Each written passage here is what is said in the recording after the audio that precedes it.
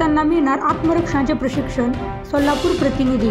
समग्र शिक्षा अंतर्गत राज्यातील 22,000 विद्यार्थिनींना आत्मरक्षणाचे धडे देण्यात येणार आहेत। हिंसाचार करणाऱ्या गुन्हेगारांचा सक्षमपणे सामना करण्यासाठी मुली तयार करणे, कोणत्याही प्रकारच्या कठीण परिस्थितीचा खंबीरपणे मुकाबला करण्यासाठी मुलींना पारंगत करणे, त्यांच्यात आत्मविश्वास व जागृती विकसित करणे ही काळाची गरज आहे। याच उद्देशाने महाराष्ट्र प्राथमिक शिक्षण परिषद मुंबईचे प्रकल्प संचालक श्री प्रदीप कुमार डांगे यांनी राणी लक्ष्मीबाई आत्मरक्षा प्रशिक्षण कार्यक्रमाची आखणी केली आहे।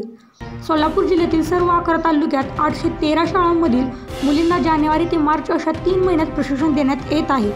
प्राथमिक शिक्षण अधिकारी श्रीमती तृप्ती अंधारे व माध्यमिक शिक्षण अधिकारी मारुती फडके यांच्या मार्गदर्शनाखाली हा उपक्रम राबविण्यात येत आहे। येणाऱ्या काळात या उपक्रमाचा मुलींना निश्चित फायदा होईल अशी अपेक्षा आहे। DT news Solapur.